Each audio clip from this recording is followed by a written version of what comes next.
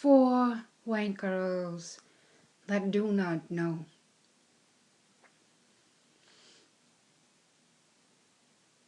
It is more than okay, necessary even, to yell at a white girl.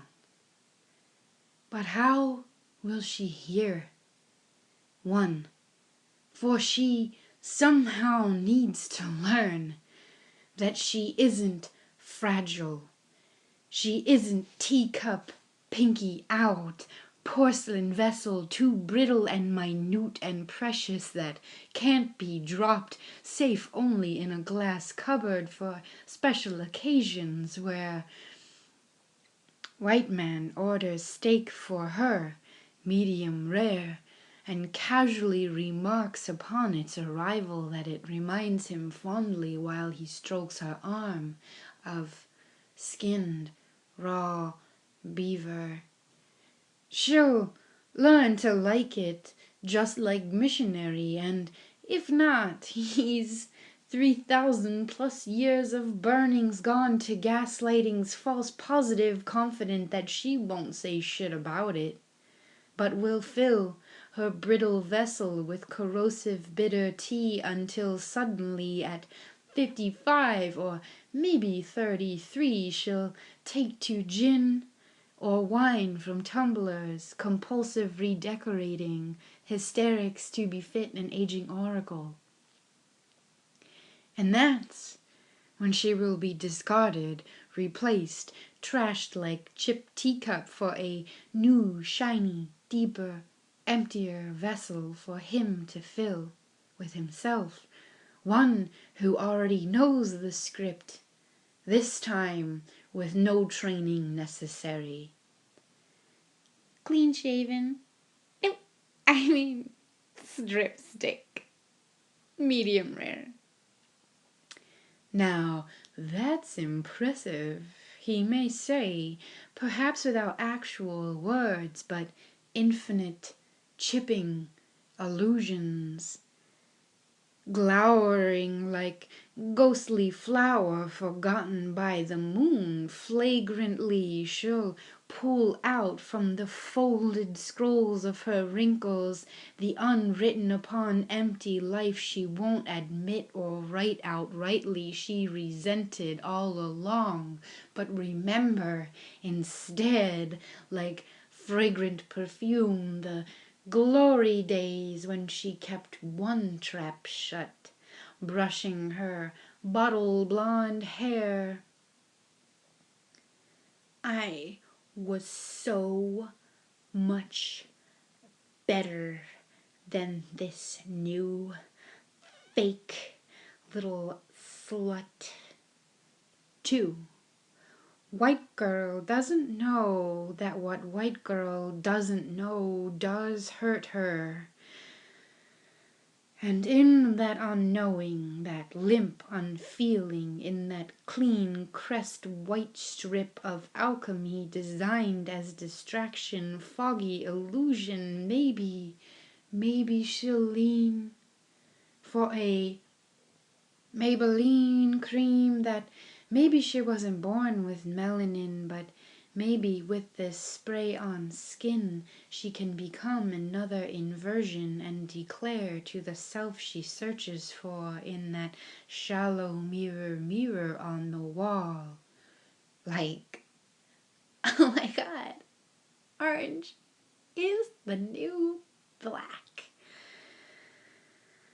Recirculating currency into the vending machine that sells her fairest face to the detriment of others. 3.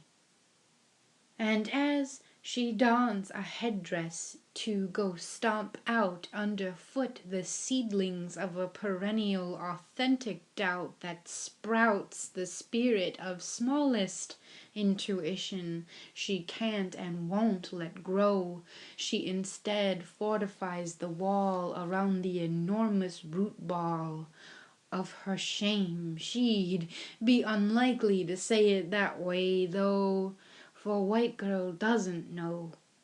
She sold her soul to envy, which though green, is in no way an organic garden growing, more like a GMO Roundup ready to endorse a global homogeneity that she does not know how to not support. She strokes the feathers and de-stories the fathers that weren't hers. She wants to call them all daddy, 'cause deep down in that tangled root-bound pot she's a stunted 15 in a pair of pantyhose on all fours and a Polaroid, root-bound and gagged. That's when and how she is pretty, prettiest, ready to be ravaged, yet Daddy called the rest all savage, rewrote books, and hid the mythology so she'd never know how alone she had become looking for a father instead of herself. 4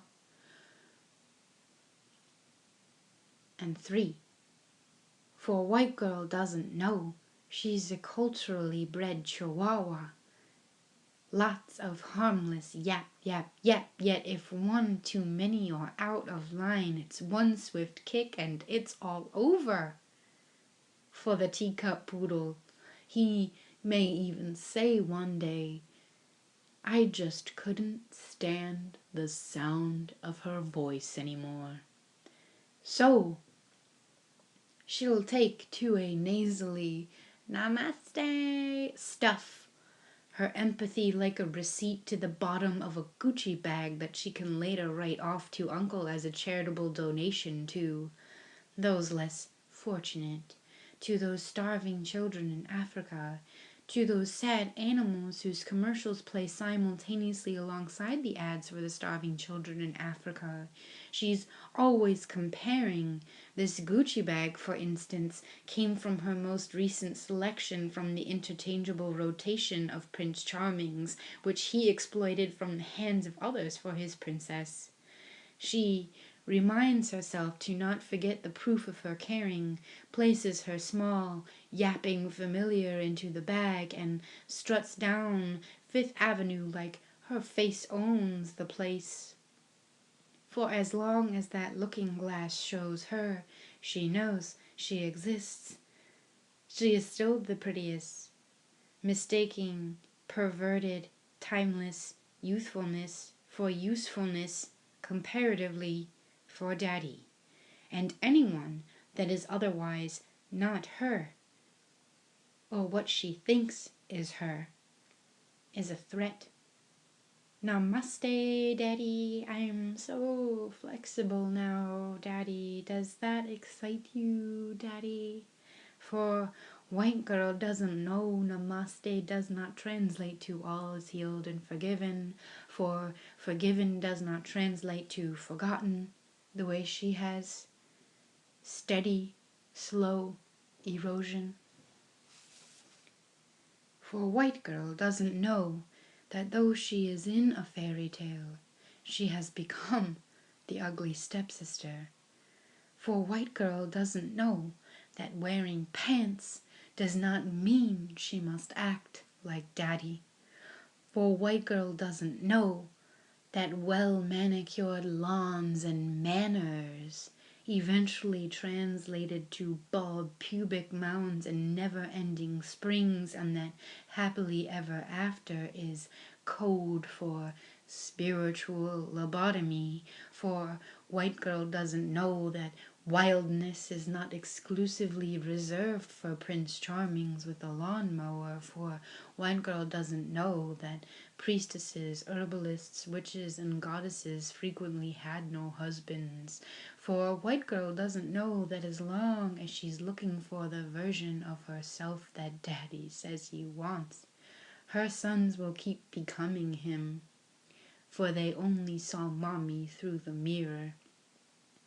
For white girl doesn't know that she cannot any longer claim herself as a victim to daddy because she became complicit in it, and now must face that face in the mirror as well. For white girl doesn't know that as long as she keeps looking without, she will only see what is within, unknown to her. Come out of your McMansion root-bound pot, white girl.